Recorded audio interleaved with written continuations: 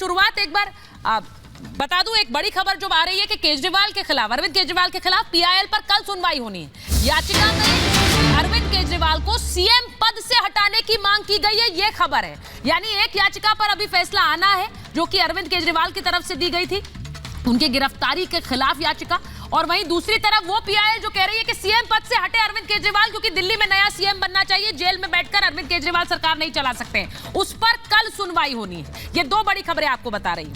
मैं शुरुआत एक बार जरा क्योंकि बात अरविंद केजरीवाल की हो रही है उसी से शुरू कर लेती हूँ। संजीव कौशिक जी, बार बार कहा जा रहा है नया सीएम चाहिए दिल्ली को, जेल से नहीं चलने वाली सरकार, थोड़ी देर में फैसला भी होगा। किसको चाहिए? भारतीय जनता पार्टी को चाहिए, एलजी साहब को चाहिए, दिल्ली की जनता को तो नहीं चाहिए। दिल्ली की जनता का कोई काम रुकता हो तो बताइए आप मुझे। लगातार वो अंदर से भी दिल्ली की जनता के लिए उतने ही चिंतित है, कभी पानी पर, कभी दवा पे, कभी जांच पे, वो लगातार इंस्ट्रक्शन दे रहे हैं, उसके आधार पर काम भी कर रही है सरकार। तो समस्या तो उसी बात से है कि इंस्ट्रक्शन दे कैसे रहे हैं जेल से बैठकर। मुश्किल तो यही है कि भारतीय जनता पार्टी को प्रॉब्लम क्या है। भारतीय जनता पार्टी यही चाहती है कि दिल्ली के सीएम को हमने जेल में भेज दिया तो कामकाज ठप हो जाए यहाँ पे, फिर पार्टी के लोगों के बीच में आपस में इस तरह की प्रतिद्वंदिता दिखे, वो तोड़ना चाहती है।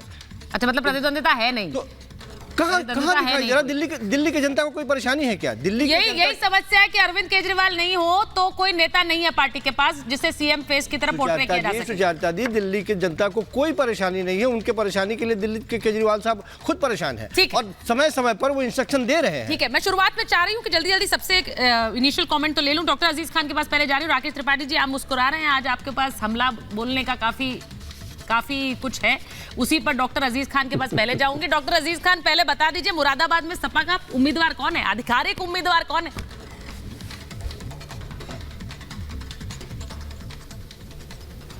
इतना सारा खबर चलाया आपने मुरादाबाद और रामपुर के बारे में और अभी स्पष्ट नहीं हुआ यही नहीं स्पष्ट हुआ कि आखिर वहां मुरादाबाद में कौन आधिकारिक, वहां तो कौन कैंडिडेट है, और रामपुर का फिल्म में सबसे ज्यादा मजा क्लाइमैक्स में आता है। अजीज खान साहब, उस क्लाइमैक्स का हीरो आपको आज बना रही हूँ, बता दीजिए सबको कौन है, मुरादाबाद से कौन है, रामपुर से? देखिए सुचेता जी, एक बात जानिए, ये समाजवादी पार्टी की लोकप्रियता है कि लगातार एक सीट से कई लोग दावेदारी पेश कर रहे हैं, लेकिन वहीं दूसरी तरफ देखिए भारतीय जनता पार्टी में ये टिकट देते हैं और लोग टिकट वापस कर रहे हैं। अंतर दोनों में है, ये मैं आपको बताना चाहता हूं। समाजवादी पार्टी और भारतीय जनता पार्टी में ये दोनों में फर्क है, एक बात आप जानिए।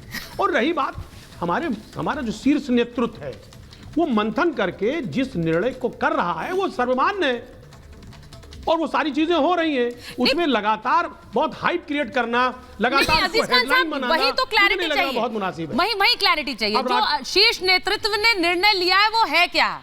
रुचि वीरा जी है निर्णय या फिर एसटी हसन है निर्णय? वहां नदवी साहब है निर्णय या फिर असीम साहब है निर्णय? रामपुर में वो निर्णय तो बताइए। भाई आपके चैनल ने, मैं देखा आपका चैनल लगातार ये दिखा रहा है कि मुरादाबाद में रुचि वीरा को फाइनल किया गया, हाँ ठीक है, रामपुर में नदवी साहब को फाइनल किया गया। जब आप खुद ही दिखा रही हैं तो मुझे पूछने का क्या मतलब है? चिट्ठी भी तो दिखा रहे हैं, वो ये भी कह रहे हैं, सारी चीजें स्पष्ट हैं। आजम खान साहब कोई मुश्किल खड़ी नहीं कर रहे हैं क्या आप लोगों के लिए? अखिलेश जी के लिए कोई मुश्किल नहीं खड़ी करी है रामपुर में? आप बता दीजिए जरा राकेश त्रिपाठी जी, आप भी तो नजर रखते हैं सपा वालों पर, ज्यादा नजर उनसे ज्यादा आपकी नजर रहती है, बताइए जरा मुश्किल है कि नहीं है अखिलेश जी के लिए? सुचरिता, जब आप ये सवाल पूछ रही थी ना, ये मुझसे पूछ रही है ना, के लिए गाना याद आ रहा था। नहीं, राकेश जी से पूछ रहे हैं। कह रहे होंगे कि आप वो बात क्यों पूछते हैं, आप वो बात क्यों पूछते हैं जो बताने के काबिल नहीं है। आप ऐसा सवाल पूछ रही हैं, सवाल का क्या जवाब देंगे? बेचारे अजीज खान नहीं, पूरी समाजवादी पार्टी के कार्यकर्ता आज गाना गुनगुना रहे हैं। एक बॉलीवुड का बड़ा प्रसिद्ध गाना था कि कंफ्यूजन ही कंफ्यूजन है, सॉल्यूशन का पता नहीं। अब इतना भ्रम है, हर प्रत्याशी बता रहा है कि मेरे पास ही अधिकृत उम्मीदवार हूं, मैं ही अधिकृत उम्मीदवार हूं, अखिलेश जी का आशीर्वाद मेरे साथ है। सच यह है कि अखिलेश जी भी नहीं जानते कि उनका आशीर्वाद किसके साथ है। यह स्थिति क्यों उत्पन्न हुई है? जब जब चुनाव आता है तब तब समाजवादी पार्टी के भीतर सिरपुटव्वल होती है। जब कोई दल अनुशासित नहीं होता है, जब दल के पास कोई विचारधारा नहीं होती है, जब दल सिद्धांतों के आधार पर नहीं चलता है, जब दल की कोई नीति नहीं होती है, दल केवल जाति और मजहब के जुगाड़ से चलता है ना, तो परिणाम इसी प्रकार के आते हैं। ऐसी ही अनुशासनहीनता देखने को मिलती है, ऐसी ही सिरपुटव्वल देखने को मिलती है। और ये सिरपुटव्वल कोई सपा में नहीं है, इनके अलायंस पार्टनर्स के साथ भी है। रोज अलायंस पार्टनर्स इनके साथ छोड़ करके इनको जा रहे हैं, रोज अलायंस पार्टनर्स इन पर तमाम प्रकार के आरोप लगा रहे हैं। लेकिन अखिलेश जी है कि अपनी धुन में मस्त होकर चल रहे हैं, पूरी पार्टी का नाश करके ही मानेंगे। जब से उन्होंने अपने पार्टी की कमान अपने हाथ में ली है, 2014 का चुनाव हारे, 2017 का चुनाव हारे, 2019 का चुनाव हारे, 2022 का चुनाव हारे, पंचायत का चुनाव हारे, निकाय का चुनाव हारे, उपचुनाव हारे, इतनी पराजय हो गई है ना, पूरा समाजवादी पार्टी का कैडर बिल्कुल आज अपने आप को अकेला महसूस कर रहा है। और अब अखिलेश यादव जी अभी तय नहीं कर रहे हैं कि वो कहां से चुनाव लड़ेंगे। और यही कंफ्यूजन आज कांग्रेस पार्टी में भी है, वो भी अमेठी और रायबरेली को लेकर के तय नहीं कर पा रही है। पूरा इंडिया अलायंस आज भारी कंफ्यूजन में है, भारी भ्रम की अवस्था में है। किसका किसके साथ गठबंधन है, कौन से कहां समीकरण लेंगे, कौन से मुद्दे उठाएंगे, मुद्दों को लेकर के भी इनके भीतर कोई एकरूपता नहीं है, एक राय नहीं है। अब देखिए, जब आप बात कर रहे थे ना राकेश जी, तो दुष्यंत जी यहाँ पर बोल रहे हैं कि हमारे यहाँ बहुत एक होता है, एक अंग्रेजी में कहते हैं प्रॉब्लम ऑफ प्लेंटी। सुनिए, प्रॉब्लम ऑफ प्लेंटी। आप कह रहे हैं ना हमारे पास एक सीट से 5-5 उम्मीदवार है। ये बताना चाहता हूँ कि टिहरी में कांग्रेस प्रत्याशी ने नामांकन किया, मैंने ऐसा नामांकन नहीं देखा जैसे विजय जुलूस निकल रहा हो, इतने समर्थक, इतनी भीड़। तो इंडिया अलायंस बहुत अच्छे बहुमत के साथ और बहुत अच्छी शक्ति के साथ इस चुनाव में आपको जवाब देने जा रही है।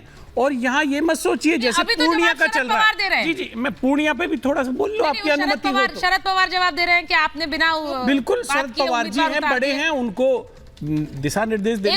एक और जवाब दे रहे हैं आपको कार्यकर्ता। जरा एक खबर सुनिए। लेकिन राकेश जी, इंडिया अलायंस में एक सीट से कई योग्य उम्मीदवार हैं। भारतीय जनता पार्टी के विषय में सोचिए, जिनके गुजरात में 2 प्रत्याशियों ने नाम वापस कर दिया। नहीं तो आपके हिसाब से चिंता का कारण आपको खोजना पड़ेगा अपना। दुष्यंत जी के लोकप्रियता क्यों घट रही है भाजपा की, जो मुरादाबाद में हो रहा है अजीज साहब, और इंडिया अलायंस अच्छी खबर है। कांग्रेस में कार्यकर्ता टिकट के लिए क्यों लड़ रहा है? एक सीट पर 2 नहीं 5-5 निकल जाने चाहिए। खड़ी है, ये अच्छी खबर है। सुनिए दुष्यंत जी, एक खबर आपको बता रही हूँ। दिल्ली में कांग्रेस मुख्यालय के बाहर कांग्रेस कार्यकर्ताओं ने विरोध प्रदर्शन किया है। विरोध सुनिए ना, खबर तो सुनिए। अमरोहा से दानिश अली को टिकट देने का विरोध कर रहे हैं कांग्रेस कार्यकर्ता। अमरोहा से दिल्ली कांग्रेस मुख्यालय पहुंचे हैं कार्यकर्ता, और कुछ दिनों पहले बीएसपी छोड़कर कांग्रेस में शामिल हुए थे दानिश अली। कितनी भीड़ है? ये भीड़ जो है विरोध प्रदर्शन की भीड़ है। अरे विरोध प्रदर्शन क्यों मान रहे हैं? आपके लिए विरोध प्रदर्शन है।